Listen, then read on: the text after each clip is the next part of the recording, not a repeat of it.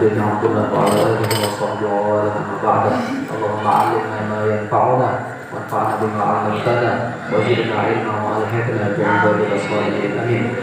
نواصل القراءة إلى البيت يعني بيت 27. Bait ke-27 hadis mudabbaj. Wa ma rawa kullu qarinin an akhi mudabbajun fa'rifu haqqan wantahi. Wajatum nazmu al-bait kunniyah bait 27, bait ke-27. Wa dan adapun hadis, wama dan adapun hadis rawa yang diriwayatkan, wama rawa dan adapun hadis yang diriwayatkan, kullu qarinin setiap teman, kullu qarinin setiap teman. Jadi qarin itu teman, qarin itu teman. Kalau ada ngomong jin qarin, yaitu jin yang dia itu selalu menemani kalian kemana-mana ketika hidup. Maka ada yang ngomong jin qarin itu siapa? Ya bayangan. Dari bayangan kemudian jadi jin. Itu ada yang ngomong begitu. Karena hanya bayanganlah yang mengikuti kita kemanapun, ya kan? Kemanapun mesti bayangan ngikut. Ya toh, nggak ada bayangannya. Coba nggak ada bayangan, hantu ya. Ada bayangan. Maka bayangan itulah yang katanya sih dia jadi jin qarin. Jadi qarin itu kan artinya teman. Kullu qarin setiap teman, an akhi kepada saudaranya. Ya, ini masih mubtada. Wama dan mubtada. Makanya ada adapun. Wama dan adapun hadis rawa kullu qarin yang diriwayatkan oleh setiap teman an akhihi kepada kawannya, kepada saudaranya, adalah kabar dari wama, adalah mudabbajun hadis mudabbaj, adalah mudabbajun hadis mudabbaj.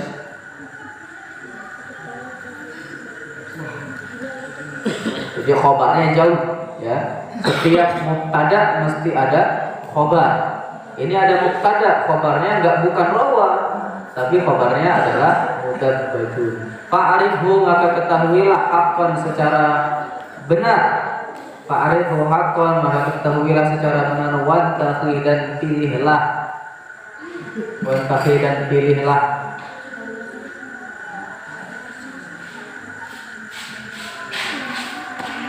Jadi selanjutnya adalah hadis mudabbaj.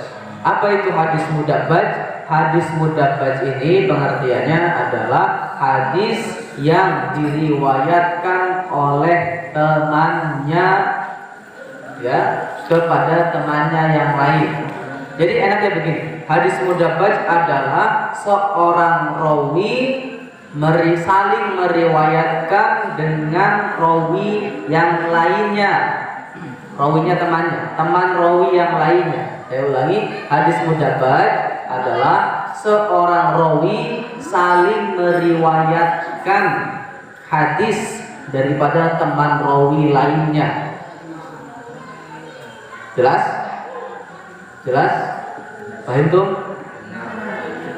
Hadis mudabbaj ada seorang rawi meriwayatkan hadis dari teman rawi lainnya, saling meriwayatkan hadis dari teman rawi lainnya. Maksudnya gimana? Jadi ada dua orang, dia saling meriwayatkan hadis.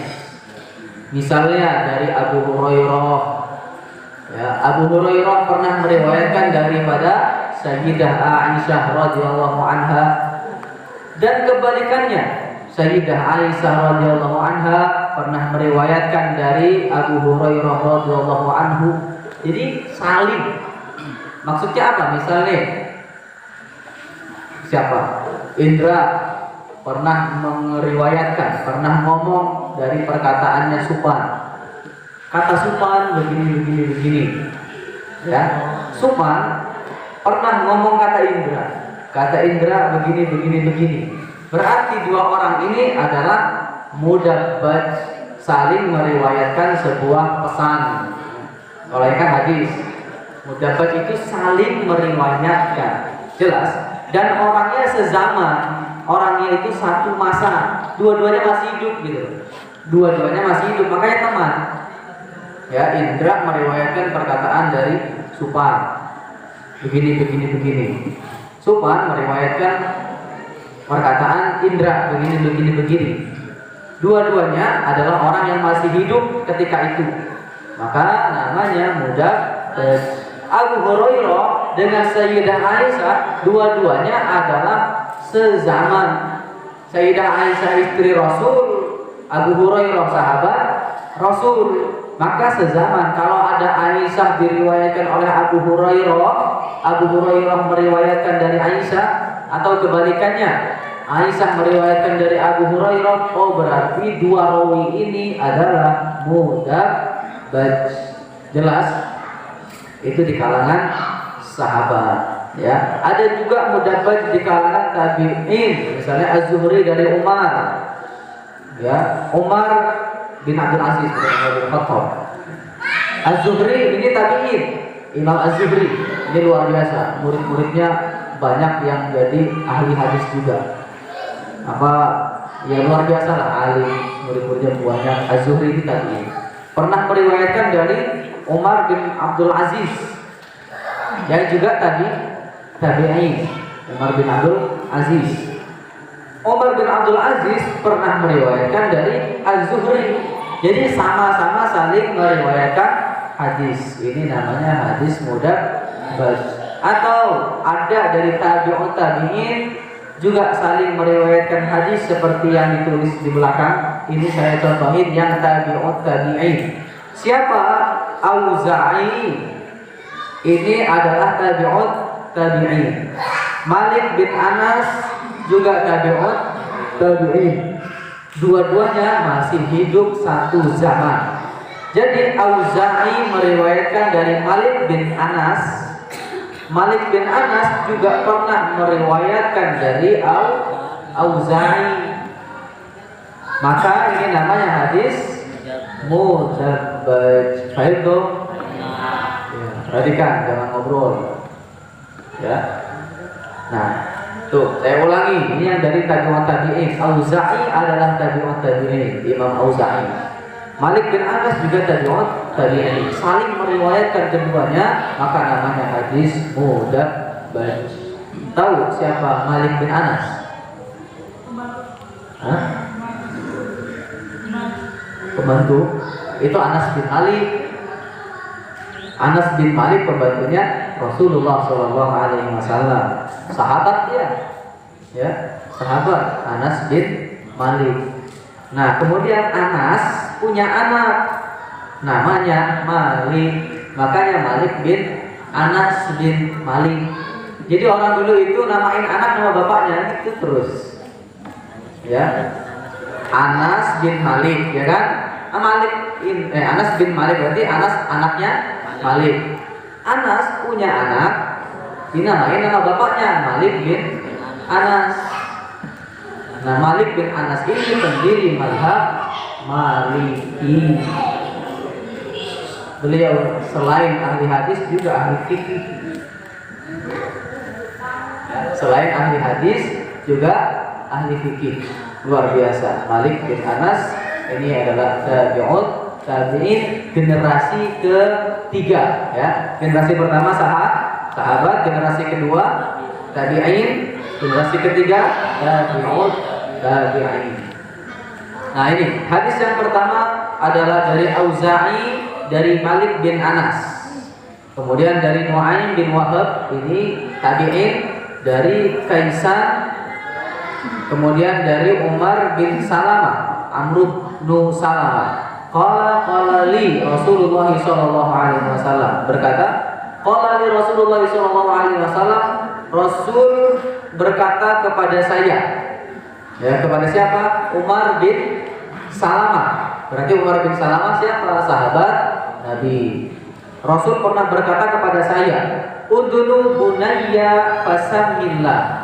Kemarilah bunayya, anakku. Oh, berarti siapa ini?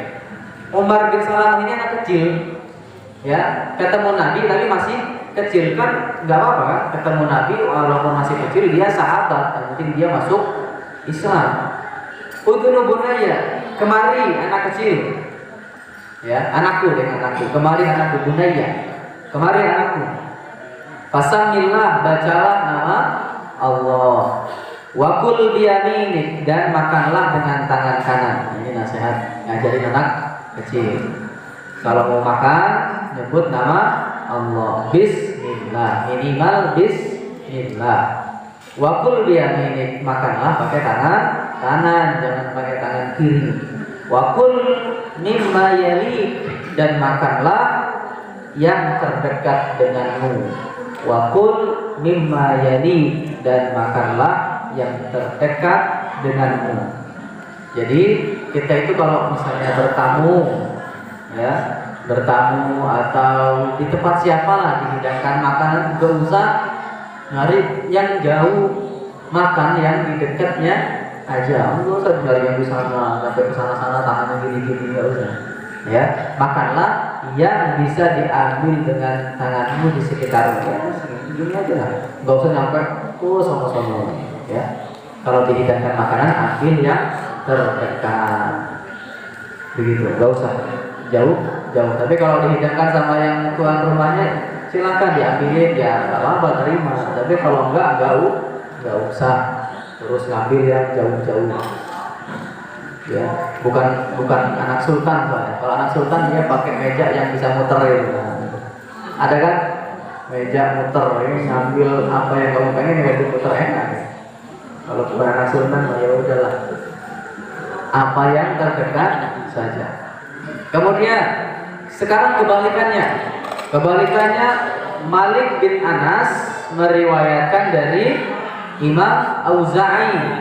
An Malik bin Anas, dari Malik bin Anas, qala haddatsani Auza'i, mengabarkan kepada saya siapa Imam Auza'i.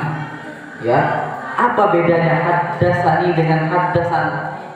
Biasanya kalau di kitab-kitab hadis yang tebal itu ada, kalau enggak haddatsani, haddasana, akhbaroni. Bedanya kalau haddatsana itu kayak gini ceritanya.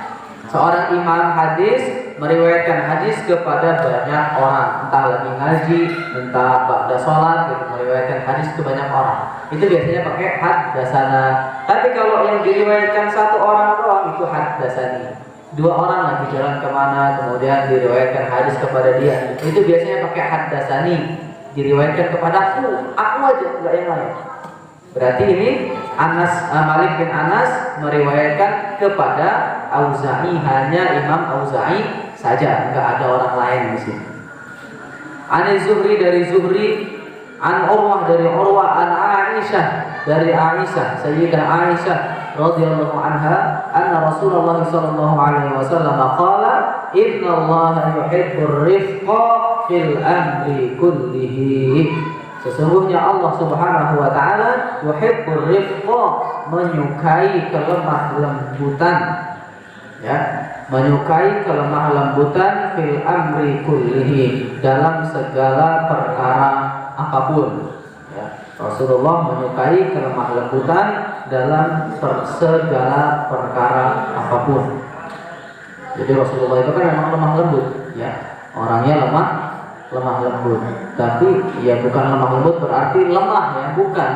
Lemah lembut itu sifatnya lemah lembut. Kalau ada orang yang minta begini ya boleh. Bahkan ada yang dulu kan batal puasa karena berhubungan dengan istri. Harusnya kan puasa memerdekakan budak. Ya Rasul, gimana memerdekakan budak, saya nggak punya uang. Ya udah puasa 2 bulan. Ya Rasul, gimana saya mau puasa 2 bulan, sebulan aja gak kuat. Ya udah ngasih makan 60 orang miskin. Gimana ngasih makan 60 orang miskin? Saya yang paling miskin. Sampai Rasul itu senyum ketawa dikit lah. Dalam hati mungkin orang miskin kere aneh-aneh. Jadi akhirnya dikasih kurma sama Rasul. Dah, ini kasihkan ke istrimu. Kurma itu sekira 60 orang. Jadikan satu kurma berapa banyak, kasih ke istrimu. Dah. Soalnya ada lemah lembut Rasul. Karena yang nggak bisa gimana orang dia miskin mau memerdekakan budak itu mahal. Kita pernah hitung waktu ngaji itu. Berapa sih harga budak itu? Kita hitung-hitung. Dulu kan makanya dinar dihitung ke kurs sekarang rupiah, itu mahal. Ya, dinar dulu harga budak berapa dinar itu, kemudian kita hitung pakai rupiah, harganya setara 300 juta. Iya kan, ya masa iya mau dijual kan, orang dijual itu 300 juta. Kalau yang jelek itu sekitar 200 jutaan. Ya yang jelek. Itu perempuan kalau yang jelek itu 200 jutaan. Kalau yang cantik itu 300 lebih. Kalau yang cowok itu bukan jelek enggaknya, keker enggaknya cowok mah. Kalau yang keker badannya mantep, kuat, nah itu mahal. Yang letoy, itu murah, 100 juta ya. Yang letoy. Mahal memerdekakan budak itu. Dan alhamdulillah sekarang perbudakan sudah tidak ada lagi. Enggak ada sekarang yang namanya budak. Adapun pembantu itu bukan budak. Budak itu kayak hewan. Suruh kerja, suruh cari duit. Habis itu cuma dikasih makan doang sama pakaian. Dikasih juga yang hidup aja. Ya. Mau dibunuh kayak enggak penjara yang bunuh tuh. Orang itu punya dia kok kayak hewan. Kayak aja kayak kita nyembelih kambing, kenapa di penjara dia? Ya kayak hewan budak itu. Ya disuruh-suruh kerjanya di duit. Cuma dikasih makan sama pakaian doang. Udah. Ya. Sekarang pembantu kerja digaji ya bukan budak. Ya bukan budak walaupun statusnya pembantu. Nah ini adalah hadis mudabbaj, dan untuk tahu dia sahih, dhaif ataupun hasan ya sesuai dengan kriteria yang sudah kita pelajari. Kalau rawinya sahih, isinya sahih ya hadisnya sahih. Kalau hasan ya hasan, kalau dhaif ya dhaif. Kemudian muttafiqun lafzan wa khattan muttafiq wa dituhu fi ma dzakarna al-muftariq. Muttafiqun, adapun hadis muttafiqun adapun hadis muttafiq adalah lafzon yang tulisan, wa khatton dan lafzon yang lafat beda ya, lafat dengan tulisan. Lafzon yang lafadznya, wa khatton dan tulisannya muttafiq sama. Yang lafadznya dan tulisannya sama, itu hadis muttafiq. Wadidduhu dan kebalikannya, diddun itu kebalikan, antonim. Wadidduhu dan kebalikannya, fima zakarnal muftariq, dan kebalikan daripadanya, fima daripada muttafiq, dan kebalikan dari muttafiq. Zakarnal muftariq, kami menyebutnya muftariq. Zakarnal muftariq, kami menyebutnya muftariq. Jadi begini, hadis muttafiq itu tulisan dengan ucapan sama. Kalau hadis muftariq tulisan dengan ucapan beda. Ya, nah ini hadis muttafiq ini apa? Al hadis alladzi tafaqat asma'u ruwatihi wa asma'u abaihim fasahidan. Ya, ini hadis muttafiq.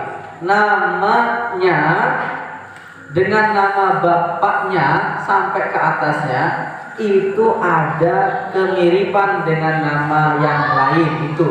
Ini namanya hadis muttafiq. Nama dia sama nama bapaknya sama. Ada beberapa orang yang namanya kayak gitu.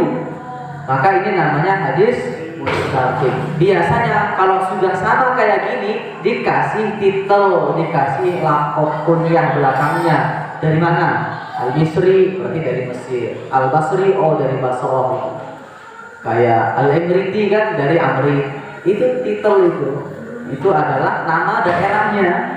Untuk bedain kan namanya sama, Ahmad bin Muhammad misalnya. Yang ini Ahmad bin Muhammad, loh kok sama? Bedainnya terus gimana? Kasih belakangnya dia dari mana? Sama-sama dari Mesir loh, angel. Sama-sama dari Mesir gitu misalnya. Ya udah nyari yang lain lagi. Apa kira-kira? Oh, yang satunya misalnya matanya picek satu. Al-A'mash. Nah, itu kan ada kan kita dari Al-A'mash. Al-A'mash itu matanya juling, matanya picek satu. Itu Al-A'mash. Dari situ, atau dia pekerjaannya tukang sabun, asobuni. Bisa kayak gitu.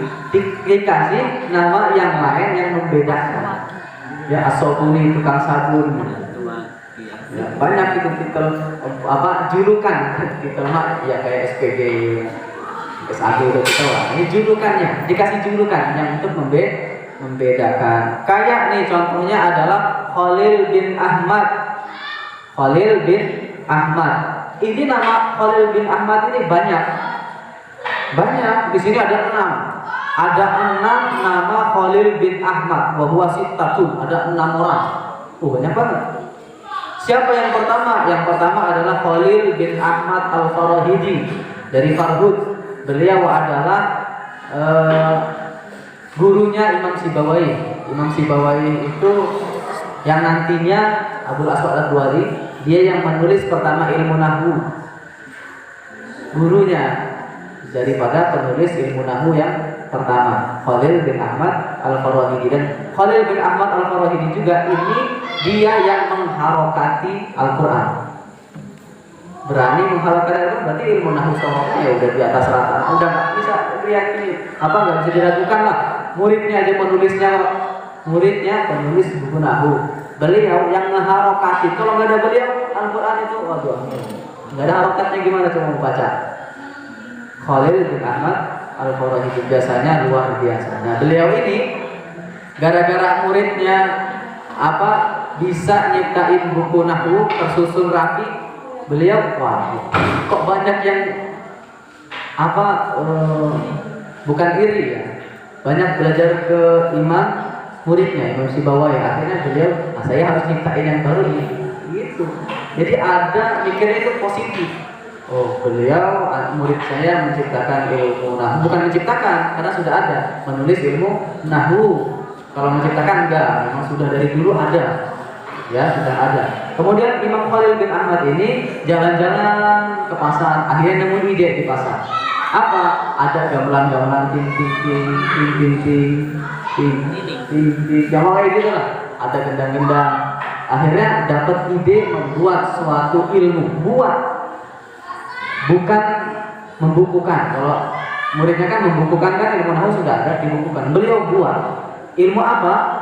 Disebutkan di sini Shahibul Arud. Beliau adalah penemu ilmu arud, ilmu syair yang kita pelajari. Ini nadanya adalah buatan Syekh Khalil bin Ahmad Al-Farahidi. Mustaf'ilun ini kan gitu loh ya, dengerin dengar gitu dibuat lagu. Yang penciptanya siapa? Khalil bin Ahmad Al-Farahidi ini. Ya, banyak nada-nada syair itu, banyak. Nanti kita pelajari kalau kalian sudah lulus SMA.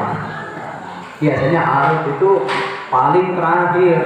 Jangan sangka arud itu ilmu syair awal, enggak, paling terakhir dia. Setelah ilmu nahwu shoroh, naik balaghah, mantiq, balaghah, baru arud syair.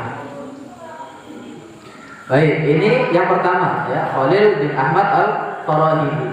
Dan beliau juga luar biasa. Selain itu ada lagi, beliau juga penulis pertama kamus bahasa Arab.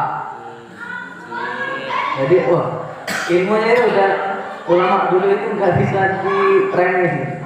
Ya, penulis pertama kamus bahasa Arab tanpa diawali Imam Khalil bin Ahmad Al-Farahidi. Ini ya kita nggak tahu ya.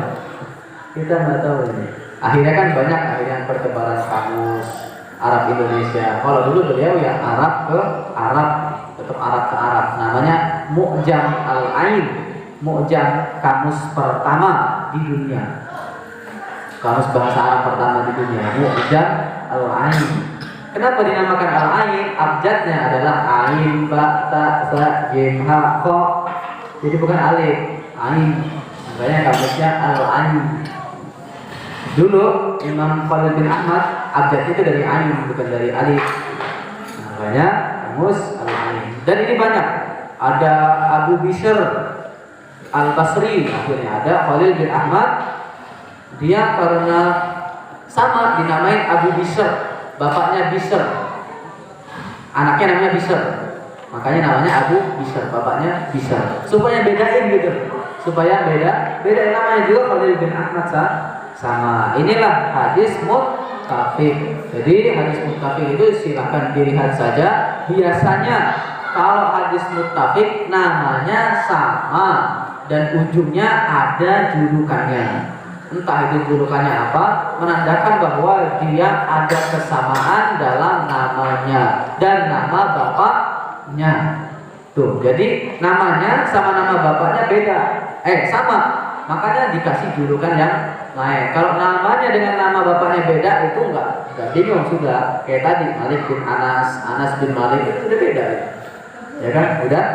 Udah beda. Karena bapaknya dan anaknya sama, maka dibedakan dengan julukan yang lain. Nama daerah, apa daripada anggota tubuhnya ada yang beda, pekerjaannya, atau misalnya tadi anak bapaknya siapa, itu menunjukkan bahwa hadis muttafaq, namanya sama, jelas dan sama. Untuk mengetahui sahih, hasan maupun dhaif, kita sudah mempelajari bagaimana tata caranya. Jelas?